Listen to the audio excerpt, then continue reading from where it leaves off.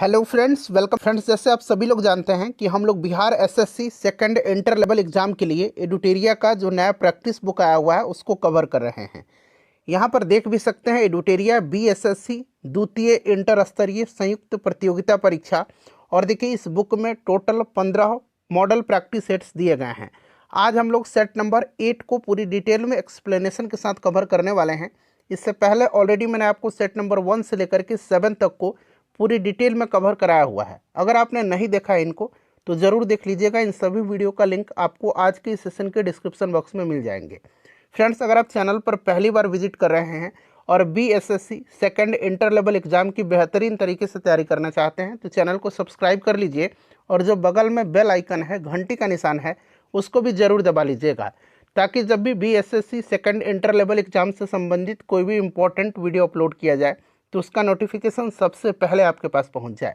तो चलिए फ्रेंड्स, बिना देरी किए हुए सेशन आज का स्टार्ट करते हैं। पहले प्लीज़ सभी लोग एक बार सेशन को लाइक कर दीजिए और जब सेशन समाप्त हो जाएगा तो इसे कम से कम एक ग्रुप में अवश्य ही शेयर कर दीजिएगा। तो फ्रेंड्स, जैसे मैंने आपको बताया है कि आज इस सेशन में हम लोग BSSC second inter level exam के लिए एडुटेरिया का जो नया प्रैक्टिस बुक आया हुआ है उसके सेट नंबर 8 को हम लोग डिस्कस करेंगे। इससे पहले ऑलरेडी मैंने आपको सेट नंबर 1 से लेकर के 7 तक को पूरी डिटेल में एक्सप्लेनेशन के साथ कवर कराया हुआ है। अगर आपने इनको नहीं देखा है तो ज़रूर देख लीजिएगा। इन सभी वीडियोज़ का लिंक आपको आज की सेशन के डिस्क्रिप्शन बॉक्स में मिल जाएंगे। थोड़ा सा मैं जूम कर देता हूँ फ्रेंड्स ताकि प्रश्न जो है आपको स्पष्ट रूप से दिखाई दे। आज के सेशन का पहला प्रश्न पढ़ेंगे। देखिए, पहला प्रश्न है कि संविधान सभा के गठन में प्रांतों का प्रतिनिधित्व करने वाले सदस्यों को निर्वाचित किया गया था। देखिए, अगर आप आंसर पहले से जानते हैं तो आंसर कमेंट बॉक्स में देकर के बताते चलेंगे। इससे क्या होगा कि आपका रिवीजन होते चलेगा और साथ ही साथ जो भी मैं एक्सप्लेन करूंगा उसको भी ध्यानपूर्वक जरूर सुनिएगा। इसके साथ एक प्रश्न के साथ साथ आपके 2 से 3 प्रश्न जो है कवर होते चलेंगे। अब यहाँ पर थोड़ा सा ध्यान दीजिएगा। देखिए फ्रेंड्स, कैबिनेट मिशन की संस्तुतियों के आधार पर भारतीय संविधान की निर्माण करने वाली संविधान सभा का गठन जुलाई 1946 में किया गया। अच्छा, भारत के लिए संविधान सभा की रचना हेतु संविधान सभा का विचार सर्वप्रथम स्वराज पार्टी ने 1924 में प्रस्तुत किया था। देखिए फ्रेंड्स, बात करते हैं तो ये जो मिशन योजना थी इसके अनुसार जुलाई 1946 में संविधान सभा का चुनाव हुआ और कुल 389, याद रखिएगा, कुल 389 सदस्यों में से प्रांतों के लिए निर्धारित 296 प्रांतों के लिए निर्धारित 296 सदस्यों के लिए चुनाव हुए, जिन्हें विभिन्न प्रांतों की विधानसभाओं द्वारा चुना गया। ठीक है ना। तो इसका राइट आंसर क्या हो जाएगा? ऑप्शन नंबर यहाँ पर देख सकते हैं, सी हो जाएगा, प्रांतों की विधानसभाओं द्वारा निर्वाचित। चलिए अगला प्रश्न करेंगे। नेक्स्ट क्वेश्चन है दूसरा प्रश्न कि विश्व में सर्वप्रथम लिखित संविधान का प्रारंभ किस देश में हुआ? तो देखिए, विश्व में सर्वप्रथम लिखित संविधान का प्रारंभ जो है ये अमेरिका में हुआ था। और देखिए फ्रेंड्स, अमेरिका ने वर्ष 1788 में इसे अपनाया था और 1789 में जो है यह संविधान लागू हुआ था। तो ये भी आप ध्यान रखेंगे, अमेरिका यहाँ पर राइट आंसर हो जाएगा। और विश्व का सबसे लंबा लिखित संविधान जो है अपना प्यारा देश भारत का है। नेक्स्ट क्वेश्चन है हमारा कि 73वां संविधान संशोधन कब लागू हुआ? देखिए, ये जो 73वां संविधान संशोधन था इसके द्वारा पंचायतों को संवैधानिक दर्जा प्राप्त हुआ था। और यह लागू हुआ था कब? तो यह लागू हुआ था 24 अप्रैल 1993 को। इसीलिए प्रत्येक वर्ष जो है 24 अप्रैल के दिन जो है पंचायती राज दिवस मनाया जाता है। तो ये भी आप साथ साथ ध्यान रखिएगा, 24 अप्रैल 1993 राइट आंसर हो जाएगा। नेक्स्ट क्वेश्चन है कि द्विस्तरीय पंचायती राज व्यवस्था की सिफारिश किस समिति ने किया था? बलवंत राय मेहता समिति ने त्रिस्तरीय पंचायती राज का जो है सिफारिश किया था। और यहाँ पर द्विस्तरीय पूछा जा रहा है तो देखिए, द्विस्तरीय जो होगा इसमें से right answer option number B हो जाएगा, अशोक मेहता समिति। देखिए, 1977 में पंचायती राज व्यवस्था पर सुझाव देने के लिए अशोक मेहता समिति का गठन किया गया था और इन्होंने अपनी रिपोर्ट 1978 में दी। और इस समिति ने जिला परिषद और मंडल पंचायत से मिल करके 2 स्तरीय पंचायत राज संस्थागत संरचना की सिफारिश किया था। नेक्स्ट क्वेश्चन है हमारा कि मैथिली भाषा को भारतीय संविधान की 8वीं अनुसूची में किस संविधान संशोधन के माध्यम से जोड़ा गया? अच्छा, ये जो 8वीं अनुसूची है इसमें जो है 22 भाषाओं का उल्लेख किया गया है। ठीक है ना, ध्यान रखिएगा कितनी भाषाओं का? तो 22 भाषाओं का उल्लेख है। और टोटल कितनी अनुसूचियां हैं संविधान में? तो 12 अनुसूचियां हैं, ये भी आप ध्यान रखेंगे। के द्वारा इसमें बोडो, डोगरी, मैथिली और संथाली को जोड़ा गया था। ठीक है, तो राइट आंसर इसका क्या हो जाएगा, यहाँ पर आप देख भी सकते हैं 92वां संविधान संशोधन हो जाएगा, option number B correct answer हो जाएगा। नेक्स्ट क्वेश्चन है हमारा कि संविधान, यहाँ पर देखिए, राज्य विधान परिषद में कितने सदस्यों का नामांकन राज्यपाल के द्वारा किया जाता है। तो देखिए, आपको पता है किसी राज्य की विधान परिषद में सदस्यों की कुल संख्या जो है उस राज्य के विधानसभा में सदस्यों की कुल संख्या की 1/3 से अधिक नहीं होनी चाहिए। क्लियर ना। और देखिए, इसका जो राइट आंसर हो जाएगा वो 1/6 सदस्यों का होगा। 1/12 सदस्यों का जो है ये किसके द्वारा चुने जाते हैं 1/12, तो ये सदस्य स्नातक शिक्षकों के द्वारा चुने जाते हैं। और 1/3 सदस्य जो हैं विधानसभाओं के सदस्यों के द्वारा चुने जाते हैं। और 1/6 जो है यह राज्यपाल के द्वारा जो है, आपको पता है कला, साहित्य, विज्ञान, सहकारी आंदोलन एवं समाज सेवा से जुड़े व्यक्ति चुने जाते हैं। नेक्स्ट क्वेश्चन हमारा कि निम्नलिखित में से कौन सा भारतवर्ष को एक धर्मनिरपेक्ष राज्य के रूप में वर्णित करता है। भारतवर्ष को एक धर्मनिरपेक्ष राज्य के रूप में वर्णित करता है। तो फ्रेंड्स, ये आपका संविधान की प्रस्तावना होगा, क्योंकि संविधान की प्रस्तावना में 42वां संविधान संशोधन 1976 के द्वारा समाजवाद, पंथ निरपेक्ष और अखंडता शब्द को जोड़ा गया था। भारत एक धर्मनिरपेक्ष देश है, अर्थात भारत सभी धर्मों के प्रति समान दृष्टि रखता है। नेक्स्ट क्वेश्चन कर लेंगे, क्वेश्चन नंबर 8। देखिए, क्वेश्चन नंबर 8 है कि केंद्र शासित प्रदेश के मुख्यमंत्री जहां पर इस तरह का प्रावधान है किसके द्वारा नियुक्त किए जाते हैं। तो देखिए, जिन केंद्र शासित प्रदेशों में मुख्यमंत्री पद का प्रावधान होता है वहां पर मुख्यमंत्री की नियुक्ति राष्ट्रपति के द्वारा किया जाता है। और वर्तमान में आपको पता है दिल्ली और पुडुचेरी में है, तो यहाँ पर राष्ट्रपति राइट आंसर हो जाएगा। उसके बाद देखिएगा कि अशोक के काल में पाटलिपुत्र निम्नलिखित में से किस प्रांत की राजधानी थी। अच्छा, यहाँ पर अशोक की बात किया जा रहा है, मौर्य राजवंश का था, याद रखिएगा। और उस समय जो है अगर बात करें प्रांतों की संख्या, देखिए अशोक के समय मौर्य साम्राज्य में प्रांतों की संख्या 5 थी। कितनी थी? 5 थी। और प्रांतों को चक्र कहा जाता था, प्रांतों को चक्र कहा जाता था। और ये 5 प्रांत कौन थे? तो उत्तरापथ, अवंती, कलिंग, दक्षिणापथ और पूर्वी प्रांत, जिसको कि प्राची कहा जाता था। ठीक है, तो यहाँ पर देखिएगा पूछा गया है कि किस प्रांत की राजधानी थी पाटलिपुत्र, तो ये प्राची प्रांत थी, इसकी राजधानी पाटलिपुत्र थी। अवंती की राजधानी उज्जैनी थी। ठीक है, उसके बाद उत्तरापथ की राजधानी तक्षशिला थी। उसके बाद कलिंग की राजधानी तोसली थी। अवंती की राजधानी याद रखिएगा उज्जैनी, मैंने आपको बता दिया। उत्तरापथ का तक्षशिला, 5 पहले उंगली पर काउंट करिए। उत्तरापथ राजधानी तक्षशिला, अवंती उज्जैनी, कलिंग तोसली, दक्षिणापथ स्वर्णगिरी और प्राची यानी कि पूर्वी प्रांत पाटलिपुत्र। चलिए, सिंधु सभ्यता के किस स्थल से स्वास्तिक चिन्ह मिला है? सिंधु सभ्यता के किस स्थल से स्वास्तिक चिन्ह मिला है? तो फ्रेंड्स, ये हड़प्पा से मिला है। हड़प्पा से मिला है और इस चिन्ह से सूर्य उपासना का अनुमान लगाया जाता है। तो यहाँ पर ऑप्शन नंबर यहाँ पर हड़प्पा राइट आंसर हो जाएगा। उसके बाद देखिएगा कि बौद्ध धर्म के त्रिपिटकों के संदर्भ में निम्नलिखित में से कौन सा युग्म सही सुमेलित यहाँ पर दिया गया है। अब यहाँ पर देखिएगा 3 पिटक हैं, सुत्त पिटक, विनय पिटक और अभिधम पिटक। सुत्त पिटक में क्या है? बौद्ध धर्म के सिद्धांतों का उल्लेख है। विनय पिटक में क्या है? तो इसमें जो बौद्ध मठ थे उसमें रहने वाले भिक्षुओं या भिक्षुणियों के अनुशासन संबंधी नियम का वर्णन है। और अभिधम पिटक में इसमें महात्मा बुद्ध के उपदेश और सिद्धांत तथा बौद्ध मत की दार्शनिक व्याख्या की गई है। तो यहाँ पर देखिएगा, तो ऑप्शन में आप देखिए, ऑप्शन में केवल 2 जो दे रहा है यही सही दिया गया है। ठीक है, विनय पिटक में मैंने आपको बताया है कि इसमें बौद्ध मठों में रहने वाले भिक्षु भिक्षुणियों के अनुशासन संबंधी जो है नियम का वर्णन है, तो ये गलत हो गया। सुत्त पिटक में आपको बौद्ध धर्म के सिद्धांतों का उल्लेख सही दिया गया है। और अभिधम पिटक में इसमें महात्मा बुद्ध के उपदेश और सिद्धांत तथा बौद्ध मत की दार्शनिक व्याख्या की गई है। तो ये दोनों जो है गलत दिए गए हैं, केवल 2 नंबर जो है सही दिया गया, इसीलिए केवल 2 यहाँ पर करेक्ट आंसर इसका हो जाएगा। चलिए, अगला प्रश्न कर लेंगे कि पूर्व मध्य काल में कनौज के लिए त्रिपक्षीय संघर्ष में किस दक्षिण भारतीय राज्य ने भाग लिया था। अब यहाँ पर देखिए, ये प्रश्न जो है आपको त्रिपक्षीय संघर्ष याद होगा, इसमें राष्ट्रकूट, प्रतिहार और पाल वंश ने हिस्सा लिया था।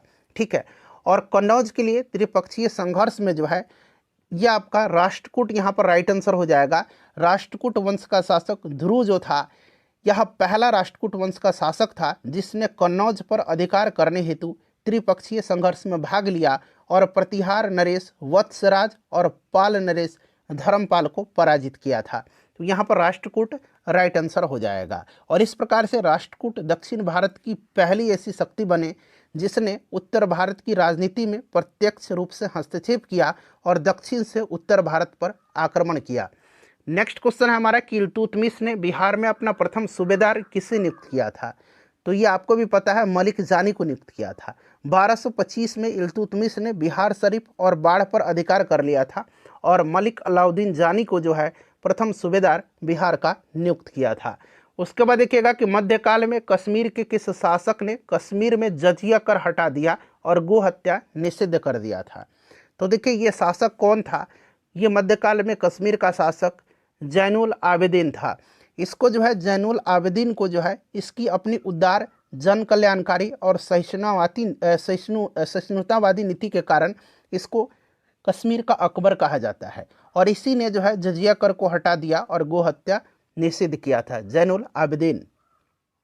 डेनिश ईस्ट इंडिया कंपनी ने भारत में अपनी प्रथम फैक्ट्री कहाँ स्थापित किया था। तो डेनिश ईस्ट इंडिया कंपनी ने अपनी पहली फैक्ट्री जो है ट्रैंकुअर में स्थापित किया था। ट्रैंकुअर यहाँ पर राइट आंसर हो जाएगा। देखिए पानीपत का तीसरा युद्ध जो था, तृतीय युद्ध, ये 1761 में हुआ था। इस बात को ध्यान रखिएगा। अहमद शाह अब्दाली और मराठाओं के मध्य हुआ था। इसमें मराठी सेना का नेतृत्व सदाशिवराव कर रहा था। और प्रश्न में पूछा गया कि उस समय मराठा पेशवा कौन थे। इसमें मराठाओं की हार हुई थी और उस समय पेशवा जो थे बालाजी बाजीराव थे। ऑप्शन सी राइट आंसर हो जाएगा। देखिए निम्न में से कौन कैबिनेट मिशन का सदस्य नहीं था। कैबिनेट मिशन के बारे में अभी मैंने आपको बताया था। 1946 में ब्रिटेन के प्रधानमंत्री क्लेमेंट एटली ने भारत में एक 3 सदस्यीय उच्च स्तरीय शिष्टमंडल भेजा था, जिसमें सदस्य जो थे पैंथिक लॉरेंस, स्टेफोर्ड क्रिप्स और एबी अलेक्जेंडर थे। लॉर्ड बेवल इसमें से नहीं थे। उसके बाद देखिएगा कि नेशनल हेराल्ड अंग्रेजी पत्रिका का संपादन किसने किया था। नेशनल हेराल्ड पत्रिका का संपादन 1938 में अंग्रेजी भाषा में पंडित जवाहरलाल नेहरू ने किया था। तो यहाँ पर जवाहरलाल नेहरू राइट आंसर हो जाएगा। सभी लोग अपना अपना स्कोर फ्रेंड्स जरूर कमेंट करके बताइएगा। देखिए 9 अगस्त 1942 को कांग्रेस के प्रमुख नेताओं की गिरफ्तारी के विरोध में किसने बिहार में महाधिवक्ता के पद से इस्तीफा दे दिया था। बताइए राइट आंसर क्या हो जाएगा। तो फ्रेंड्स ये बलदेव सहाय थे। बलदेव सहाय ने सरकारी नीति के विरोध में महाधिवक्ता के पद से इस्तीफा दे दिया था। तो ये बलदेव सहाय राइट आंसर हो जाएगा, ऑप्शन ए। प्रसिद्ध कविता बटोहिया निम्नलिखित में से किसकी प्रसिद्ध रचना है। बटोहिया जो है यह रचना है रघुवीर नारायण की। रघुवीर नारायण ने खड़ी बोली और भोजपुरी दोनों में काव्य रचना की। इनकी सबसे प्रसिद्ध कविता बटोहिया है, जिसने प्राकृतिक सौंदर्य के साथ साथ स्वदेश भक्ति की भावना भी सम्मिलित किया गया है। उसके बाद देखिए भारत के किस प्रदेश की सीमाएं 3 देशों क्रमशः नेपाल, भूटान और चीन से मिलती है। तो देखिए यह राज्य सिक्किम है। सिक्किम की जो सीमा है पश्चिम में नेपाल, दक्षिण पूर्व में भूटान और उत्तर पूर्व में चीनी स्वायत्त क्षेत्र तिब्बत से मिलती है। तो ऑप्शन नंबर यहाँ पर डी राइट आंसर हो जाएगा। देखिए भारतीय उपमहाद्वीप मूलतः एक विशाल भूखंड का भाग था जिसे कहते हैं। तो ये आपको भी पता है, भारतीय उपमहाद्वीप जो है एक विशाल भूखंड का भाग था जिसे गोंडवाना लैंड कहते हैं। गोंडवाना लैंड यहाँ पर राइट आंसर हो जाएगा। चलो उसके बाद देखिएगा कि निम्नलिखित में से कौन सा मेघालय पठार का अंश नहीं है। मेघालय पठार की बात करते हैं तो मेघालय की 3 प्रमुख पहाड़ी श्रेणी है, गारो, खासी और जयंतिया। ठीक है, यहाँ पर देखिए भुवन पहाड़ी नहीं होगा। भुवन पहाड़ी असम जिले के बराक घाटी में कछार जिले में स्थित है और यह मणिपुर और मिजोरम की सीमा पर बराक घाटी के दक्षिण पूर्व में स्थित है। ठीक है, चलिए उसके बाद क्वेश्चन नंबर 24 है। जल्दी जल्दी कवर करेंगे, बिल्कुल भी समय वेस्ट नहीं करेंगे। फ्रेंड्स अगर मेरा पढ़ाया हुआ आपको पसंद आ रहा है तो प्लीज़ सेशन को लाइक ज़रूर करें। आपका एक लाइक हमें मोटिवेट करता है। देखिए 10 डिग्री चैनल जो है, 10 डिग्री चैनल यह किसको पृथक करता है। तो 10 डिग्री चैनल जो है यह लघु अंडमान और कार निकोबार के मध्य में है। लघु अंडमान और कार निकोबार, ठीक है ना। तो अंडमान को निकोबार से 8 डिग्री जो है यह मिनिकॉय और मालदीव के मध्य है। 9 डिग्री मिनिकॉय और लक्षद्वीप के मध्य है। ठीक है, और बात करते हैं पाक स्ट्रेट, तो यह तमिलनाडु और श्रीलंका के मध्य है। चलिए नेक्स्ट क्वेश्चन है हमारा, सूची मिलान करना है। एक तरफ दोआब क्षेत्र है और दूसरी तरफ नदियाँ दिया गया है। यहाँ पर देखिएगा बिष्ट दोआब, तो ये ब्यास और सतलज के मध्य हो जाएगा, ब्यास और सतलज के मध्य, ठीक है। बारी दोआब की बात करते हैं तो रावी और ब्यास के मध्य हो जाएगा, रावी और ब्यास के मध्य, ठीक है, 2 नंबर। रचना दोआब की बात करते हैं तो यह रावी और चिनाब के मध्य है, रावी और चिनाब के मध्य। और चास दोआब चिनाब और झेलम के मध्य है। तो इसको आप मिलाइएगा 3, 2, 1 और 4, जो कि आप ऑप्शन ए में देख सकते हैं, ठीक है, ऑप्शन ए राइट आंसर हो जाएगा। चलिए किस नदी पर शिव समुद्रम जलप्रपात अवस्थित है? शिव समुद्रम जलप्रपात जो है यह किस नदी पर है? तो यह कावेरी नदी पर है, कर्नाटक में। तो यहाँ पर देखिए कावेरी राइट आंसर हो जाएगा, ठीक है ना। चलिए उसके बाद देखिए गरजने वाली चालीसा, प्रचंड पचासा और चीखने वाली साठा पौने पृथ्वी के किस गोलार्ध में चलती हैं? गरजा चालीसा जो है ये पृथ्वी के दक्षिणी गोलार्ध में 40 डिग्री दक्षिण से 50 डिग्री दक्षिण के अक्षांशों के बीच चलने वाली एक शक्तिशाली पछुआ पवन है। और प्रचंड पचासा जो है ये 50 डिग्री से 60 डिग्री दक्षिण अक्षांश के मध्य चलने वाली पछुआ पवन है। चीखता साठा भी पछुआ पवन है, ठीक है ना। तो ये दक्षिणी गोलार्ध में ये सभी पछुआ पवने हैं। उसके बाद देखिए कौन सा इसमें से सुमेलित नहीं? एक तरफ देश है, दूसरी तरफ इनका राजधानी दिया गया, यहाँ पर राजधानी है, ठीक है ना। बताइएगा कौन सा इसमें से सुमेलित नहीं है? तो यहाँ पर देखिएगा ओमान की राजधानी जो है, अम्मान नहीं है, ओमान की राजधानी मस्कट है, मस्कट है, ठीक है ना। बाकी सारे सुमेलित, साइप्रस, निकोसिया, कंबोडिया, न्योमपेन और सीरिया, दमिश्क, ठीक है ना। देखिए निम्न में से किस एक से समावेशित विकास को बढ़ाने की आशा नहीं की जा सकती है? समावेशित विकास को बढ़ाने की आशा नहीं की जा सकती है। तो यहाँ पर देखिएगा समावेशित विकास यानी कि इंक्लूसिव ग्रोथ, ठीक है ना, समग्रता के साथ विकास बहुआयामी अवधारणा है और इसमें बुनियादी सुविधाओं में सुधार के साथ शिक्षा, स्वास्थ्य और रोजगार बेहतर अवसरों की उपलब्धता है उसको परिलक्षित किया जाता है और इसके साथ गरीबी को कम भी किया जाना चाहिए। इसका यह सब प्रमुख आयाम है। राष्ट्रीय आय की ऊंची वृद्धि दर से समावेशित विकास के बढ़ने की आशा नहीं की जा सकती है। ऑप्शन ए यहाँ पर राइट आंसर हो जाएगा। सार्वजनिक वितरण प्रणाली से वितरित अनाज पर कीमत बढ़ाने का उद्देश्य क्या है? पब्लिक डिस्ट्रीब्यूशन सिस्टम, सार्वजनिक वितरण प्रणाली। तो इस योजना में निहित उत्पादन का भार कम हो सके। ऑप्शन नंबर यहाँ पर सी राइट आंसर हो जाएगा। उसके बाद चलिए नेक्स्ट क्वेश्चन, राष्ट्रीय स्तर पर कृषि विपणन सहकारिताओं का शीर्ष संगठन कौन सा है? तो फ्रेंड्स यह शीर्ष संगठन जो है यह national agricultural cooperative marketing federation of India है, यानी कि नाफेड है। नाफेड का मैंने फुल फॉर्म बता भी दिया आपको, क्या बताया? National agricultural cooperative marketing federation of India, NAFED. इसकी स्थापना 2 अक्टूबर गांधी जयंती के दिन 2 अक्टूबर 1958 को की गई थी, ठीक है ना। ध्यान रखिएगा option number B right answer हो जाएगा। देखिए विकास केंद्र उपागम किस योजनाओं के अंतर्गत अपनाया गया था? विकास केंद्र उपागम को अपनाया गया था चौथी पंचवर्षीय योजना के दौरान। और चौथी पंचवर्षीय योजना का जो समय अवधि है ये 1969 से 74 तक है। निम्नलिखित तरल परिसंपत्तियों पर विचार करें और इन परिसंपत्तियों का तरलता के घटते क्रम में सही अनुक्रम, घटते क्रम में। तो देखिए तरलता के अनुसार परिसंपत्तियों का घटता हुआ क्रम जो है, इसमें से सबसे पहले आपका सर्वाधिक तरल, यानी कि इसमें से बात करते हैं तो आपका करेंसी हो जाएगा, ठीक है ना। उसके बाद आपका बैंकों के पास मांग हो जाएगा, बैंकों के पास मांग यानी कि 4, फिर 1।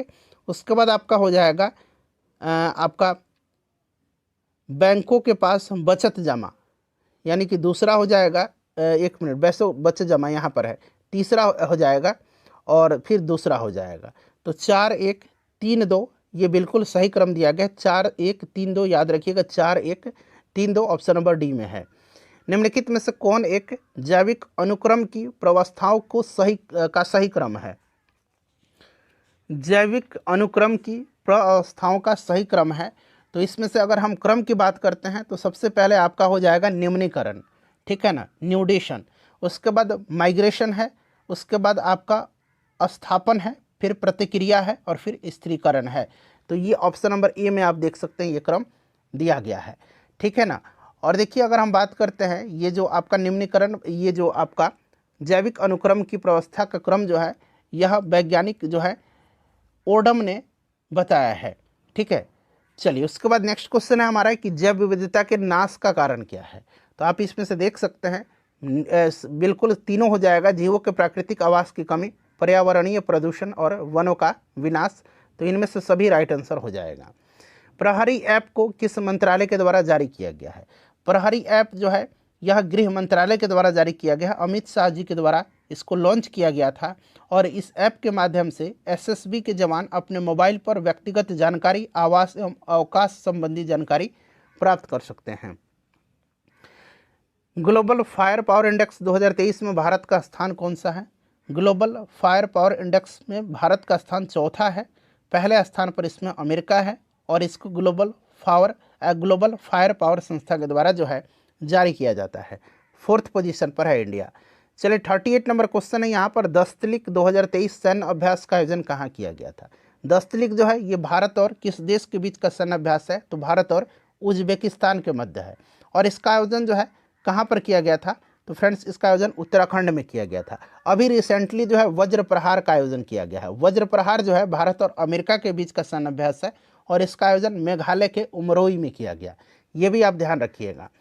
चलिए केंद्रीय सतर्कता आयोग के नए अध्यक्ष कौन बने हैं, तो फ्रेंड्स इसके नए अध्यक्ष बने हैं पीके श्रीवास्तव, यानी कि प्रवीण कुमार श्रीवास्तव बने हैं। ऑप्शन नंबर यहाँ पर भी राइट आंसर हो जाएगा।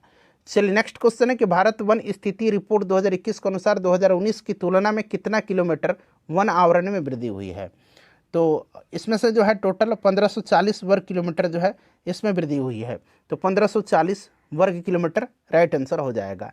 32वां बिहारी पुरस्कार से किसे सम्मानित किया गया। देखिए 31वां दिया गया था मधु कांकरिया को और 32वां दिया गया है किसको, माधव हाना को। और इनकी रचना पचरंग, चोल, पहर, सखीरे, इसी के लिए इनको दिया गया था। पद्म भूषण 2023 से कुल कितने व्यक्तियों को सम्मानित किया गया है। पद्म विभूषण मैंने बताया था आपको 6 लोगों को, पद्म भूषण से 9 लोगों को और पद्मश्री से जो है 91 लोगों को जो है सम्मानित किया गया। इनको जोड़ दीजिए, टोटल देखिए 106 लोगों को जो है 2023 में पद्म अवार्ड दिया गया था। पद्मश्री 91, पद्म भूषण 9 और पद्म विभूषण 6 लोगों को। तो यहाँ पर राइट आंसर 9 हो जाएगा, ऑप्शन नंबर यहाँ पर देखिए डी में। देखिए अंतर्राष्ट्रीय आयुर्वेद सम्मेलन 2023 का आयोजन कहाँ किया गया था। अंतर्राष्ट्रीय आयुर्वेद सम्मेलन, ठीक है ना, इसका आयोजन कहाँ पर किया गया था, तो देखिए पशु चिकित्सा और आयुर्वेद के थीम पर जो है इसका आयोजन हरिद्वार में किया गया था। थीम क्या था इसका, तो याद रखिएगा विषय पशु चिकित्सा और आयुर्वेद। और हाल ही में वैश्विक आयुर्वेद महोत्सव का आयोजन किया गया है। ये आपका अंतर्राष्ट्रीय आयुर्वेद सम्मेलन है और अभी रिसेंटली वैश्विक आयुर्वेद महोत्सव का आयोजन किया गया है केरल के तिरुवनंतपुरम में। इसको भी ध्यान रखिएगा, दोनों को मिक्स मत कीजिएगा। वैश्विक आयुर्वेद महोत्सव केरल में और अंतर्राष्ट्रीय आयुर्वेद सम्मेलन हरिद्वार में। नेक्स्ट क्वेश्चन है, प्रथम महिला प्रीमियर लीग यानी कि WPL 2023 में ऑरेंज कैप का खिताब किसने जीता था। WPL जो है इसका विनर जो रहा था मुंबई इंडियंस था और इसमें ऑरेंज कैप का खिताब जीता है किसने, तो फ्रेंड्स ये मैग लैनिंग ने जीता है। अच्छा पर्पल कैप पूछता तो हेली मैथ्यूज ने जीता है पर्पल कैप, ठीक है।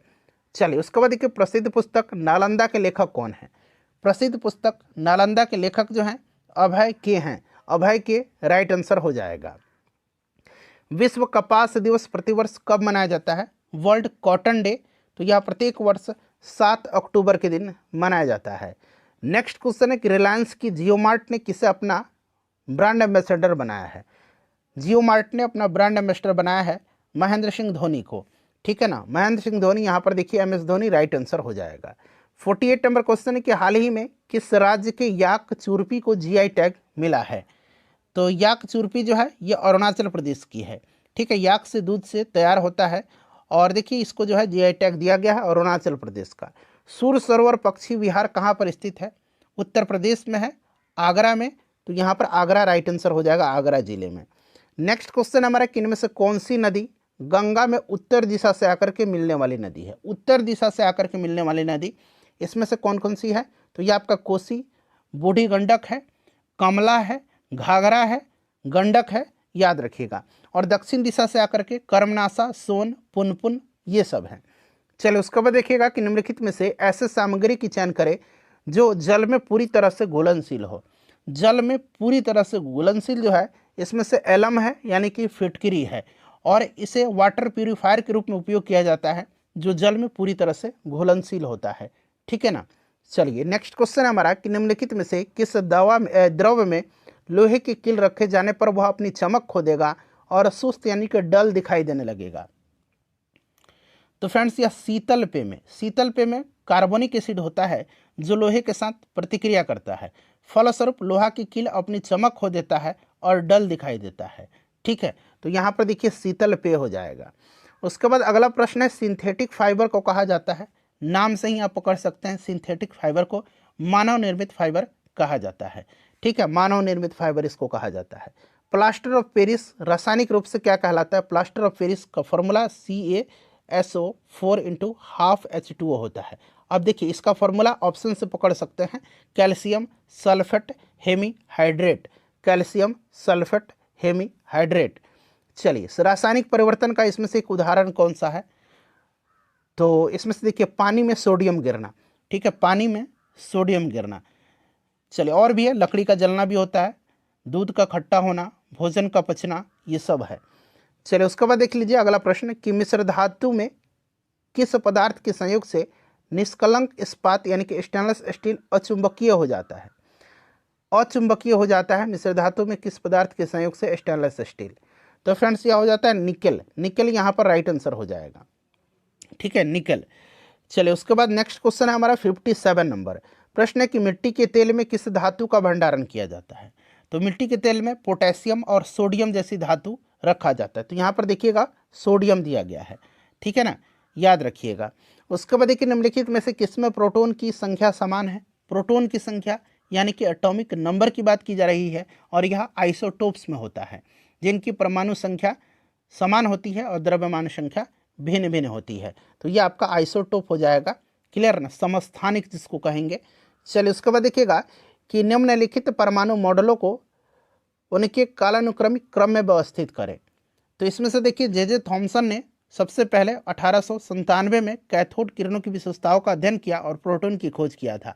फिर 1911 में रदरफोर्ड ने परमाणु मॉडल का अध्ययन करके परमाणु नाभिक की खोज किया था, और फिर 1913 में नील बोर ने परमाणु की स्थिरता की व्याख्या किया था।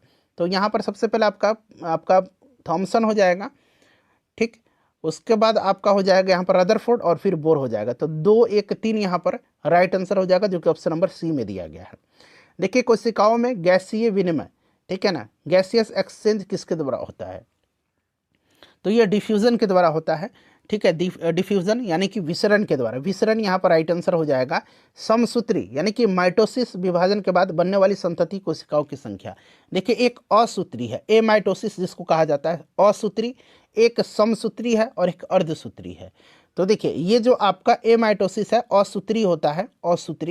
असूत्री जो होता है यह विभाजन आदिम जीवों, जीवाणु, कवक, प्रोटोजोआ, शैवाल में देखा जाता है।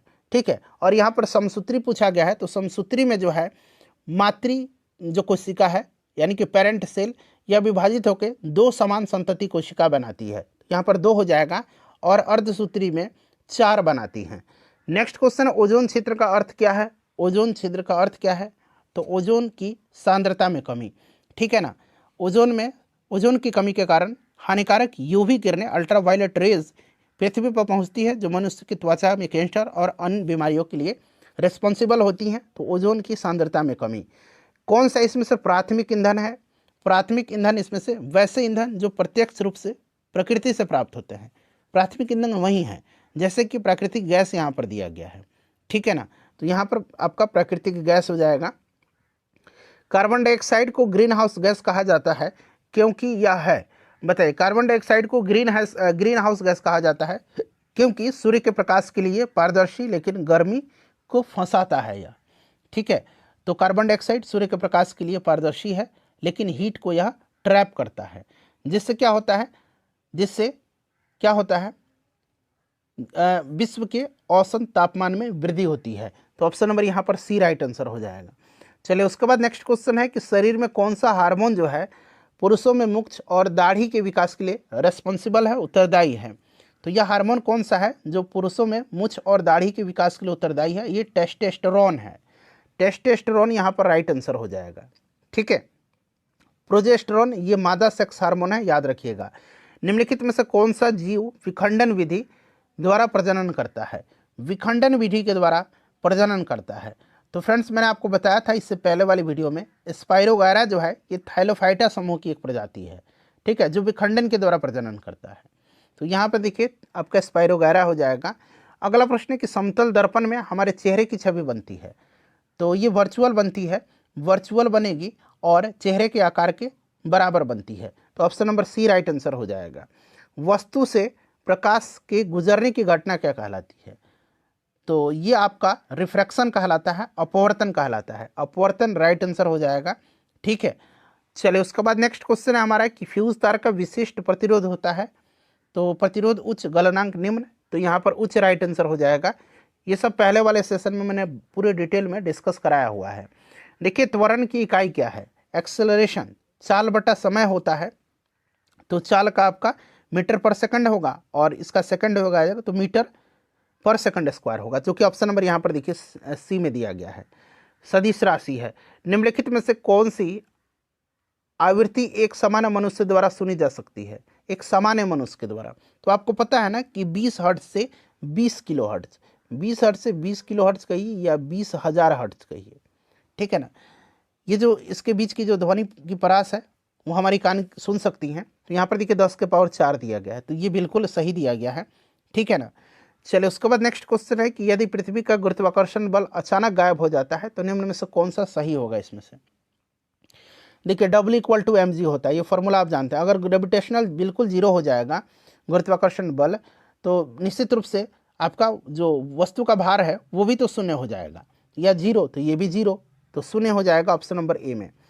उसके बाद देखिएगा कि पादप कोशिका की कोशिका भित्ति मुख्य रूप से बनी होती है, तो ये सेलुलोज की बनी होती है। कवक की कोशिका भित्ति काइटिन की बनी होती है, ठीक है ना।